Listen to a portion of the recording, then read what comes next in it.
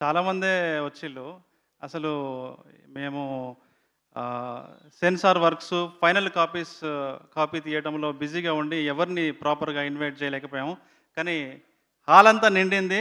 Thank you. Thank you so much. So, ఆహ్, ఇందాక మా రాహుల్ చెప్పినట్టు ప్రొడక్షన్ అంతా తను చూసుకున్నాడు. అంటే ఏ వసతి లేని ప్రాంతం ఏదైతే ఉందో అది ఆ లొకేషన్. తినడానికి సరైన భోజన సౌకర్యము, ఉండడానికి హోటల్సు ఏవీ లేనటువంటి, అంటే గట్టిగా వానొస్తే వరదొచ్చే ప్రాంతం, బ్రిడ్జ్‌లు కొట్టుకపోయే ప్రాంతం, రోడ్లు తెగిపోయే ప్రాంతం, చిన్న పిన్నీస్ కావాలన్నా 10 కిలోమీటర్లు వెళ్ళాల్సి వచ్చే ప్రాంతం. అలాంటి ప్రాంతంలో మా వాళ్ళు వెళ్ళి షూటింగ్ చేశారు. ఎవ్రీడే ఏదో ఒక ప్రాబ్లమ్ మాకు నేచర్ నుంచే వచ్చేది. వర్షాకాలంలోనే షూట్ కావాలని వర్షాకాలంలో షూట్ చేశాము. ఎందుకంటే అక్కడ పచ్చని కొండల మధ్యలో చిన్న గూడెం ఉంటుంది. ఆ నేచర్, ఆ బ్యూటిఫుల్ విజువల్స్ కోసం అక్కడే చేసాము. ఇంకా ఆథెంటిక్‌గా ఉంటుందని కూడా. సో, కరెక్ట్‌గా వీళ్ళు షాట్ పెట్టే టైంకి ఒకరోజు వానొచ్చేది, ఒకరోజు వరదొచ్చేది, ఒకరోజు బాగా ఎండగాసేది. అలా ఎండ్ అయినప్పుడు ఒక ఇద్దరు ఆర్టిస్టులు పాపం ఒక్కసారిగా డీహైడ్రేషన్ అయ్యి దయ్యం పట్టినట్టు చేస్తారు కదా పిచ్చి పిచ్చిగా, అలా అలా చేశారు. నాకు రోజు ఫోను ఈవినింగ్ టైంలో ఆ రోజు ఛాలెంజెస్ ఏమి ఎదురైనాయని మేము షేర్ చేసుకునేవాళ్ళం. ఆ తర్వాత మళ్ళీ మన వాళ్ళ హాస్పిటల్కి తీసుకెళ్ళి వాళ్ళని ట్రీట్మెంట్ ఇప్పించారు. ఇలాంటి చాలా కష్టపడి మేము ప్రొడక్షన్ చేశాము. నిజంగా మీ టీం అంతా కూడా, అంటే రాహుల్ టీం అంతా కూడా ఎక్స్ట్రాడినరీ అచీవ్ చేశారు. అండ్ కిరణ్ బ్రదర్, మిమ్మల్ని చూస్తుంటే ఇట్లా మట్టి మనిషిలాగా అనిపిస్తాడు. అంటే మనలో నుంచి వచ్చిన ఒక మనిషి, ఒక కామన్ మ్యాన్ నుంచి ఎవాల్వ్ అయిన ఒక హీరోలాగా మీరు అనిపిస్తారు. మీరు ఇక్కడికి రావడం చాలా సంతోషం. And Shivaji sir, thank you so much sir. చాలా మీ సినిమాకి నేను అసిస్టెంట్ డైరెక్టర్గా పనిచేద్దామని వచ్చినా కానీ మీ డైరెక్టర్ అప్పుడు తీసుకోలే నన్ను.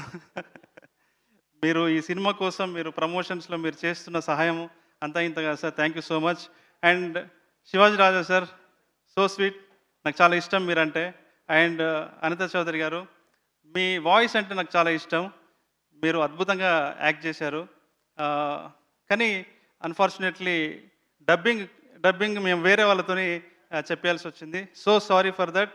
And Kavitha garu and batch, super రా మీరు, అసలు ఏమన్నా ఎనర్జీయా. అండ్ అఖిల్, తేజు, మేము చాలా ఒక 3 months మేము క్యాస్టింగ్ కోసం సమయం కేటాయించాము. అఖిల్ తొందరగానే ఆన్ బోర్డ్ అయ్యాడు, కానీ హీరోయిన్ తెలుగు అమ్మాయినే తీసుకోవాలని మేము చాలా స్ట్రిక్ట్గా చాలా ప్రొఫైల్స్ చూడగా లాస్ట్కి ఒక మట్టిలో మాణిక్యం లాగా మాకు తేజస్వి దొరికింది. ఆమెను చూస్తుంటే నాకు ఒక సాయి పల్లవి లాగే కనిపిస్తుంది నాకు. అంటే ఆమె థాట్ ప్రాసెస్ కానీ, ఆమె యాటిట్యూడ్ కానీ, మాట్లాడే విధానం కానీ, యాక్టింగ్ కానీ, రైటింగ్ని అర్థం చేసుకునే విధానం కానీ నాకు సేమ్ అలాగే కనిపిస్తుంది. అఖిల్, నెక్స్ట్ విజయ్ దేవరకొండ నువ్వు, గ్యారంటీ చూసుకో, నెక్స్ట్ విజయ్ దేవరకొండ. అండ్ ఇది చాలామంది ఇది ఒక ప్రాంతానికి పరిమితమైన సినిమా అనుకుంటున్నారు. ఇది ఏ ప్రాంతం కథ కాదు, ఈ దేశంలో ఉన్న ప్రతి ఇంటి కథ ఇది. ఒక ఇంట్లో కూతుర్ని, ప్రతి ఇంటి కథ ఇది. ముఖ్యంగా ఆడపిల్లలున్న ప్రతి ఇంటి కథ ఇది. ప్రతి ఇంట్లో కూతుర్ని బాగా ప్రేమించే ఒక తండ్రి ఉంటాడు. ఆ తండ్రిని ప్రేమిస్తూనే బాయ్ ఫ్రెండ్ కోసం కలలుగానే ఒక కూతురు ఉంటుంది. ఈ కూతురిని సహచరిగా చేసుకోవాలి, పెళ్లి చేసుకోవాలని కలలుగానే ఒక అల్లుడు ఉంటాడు. ఈ ముగ్గురు ఉన్నటువంటి కథ రాజు వెడ్స్ రాంబాయి కథ. ఇందాక మా వాళ్ళు 21వ తేదీన రాజు రాంబాయిల పెళ్ళి అని చెప్పేసి అన్నారు. రిలీజ్ రోజున పెళ్ళి ఏంటి, దానికి దీనికి మూడేంటి అని మీరు అనుకోవచ్చు. నిజంగా ఒక ఆడపిల్ల తండ్రి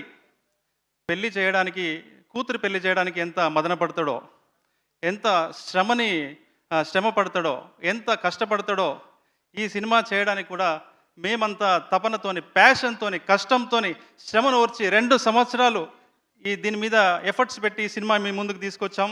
రేపు ఈ సినిమా రిలీజ్ అయిన తర్వాత ప్రతి తండ్రి, ఈ సినిమా చూసిన ప్రతి ఆడపిల్ల తండ్రి ఆలోచనలో పడతాడు. తన కూతుర్ని విషయంలో ఆలోచించే విధానంలో మార్పు చెందుతాడని చెప్పేసి నేను కోరుకుంటున్నాను. అండ్ మా వెంకన్న అన్న ఎక్స్ట్రాడినరీ అన్న. డేట్లు ఇస్తావు కదా తర్వాత దొరుకుతావు. నాకు అసలు మంచి ఫ్రెండ్ అయ్యిండు వెంకన్న. చైతు చైతు అన్న. చైతు అన్న క్యారెక్టర్ పేరు వెంకన్న అనేది ఒక పేరు కాదు, అది ఒక సర్వనామము. అనేక మంది ఈ సొసైటీలో ఉన్న అనేక మంది తండ్రులకి వెంకన్న ప్రతిరూపం అయితే, రాజు రాంబాయిలు అనేక మంది స్వచ్ఛమైన ప్రేమని కలలుగానే యువతి యువకులకు ప్రతిరూపాలు రాంబాయి, రాజు. మీరు వీళ్ళ ప్రేమని అనుభవించాలి అని అంటే మీరు ఒక కొత్త ప్రేమని మీరు అనుభూతి చెందాలి అని అంటే 21వ తేదీన తప్పకుండా మీరు ఈ సినిమా చూడండి. మరొక 10 మందికి ఈ సినిమాని రికమెండ్ చేయండి. ఇన్స్టాలో పెట్టండి, ఫేస్బుక్లో పెట్టండి, ట్విట్టర్లో పెట్టండి, స్టేటస్లు పెట్టండి. అందరికీ ఒక గోబెల్స్ ప్రచారం లాగా ఇది ఒక మీనింగ్ఫుల్ సినిమా అని మీకు నచ్చితే మీరు ప్రచారం చేయండి.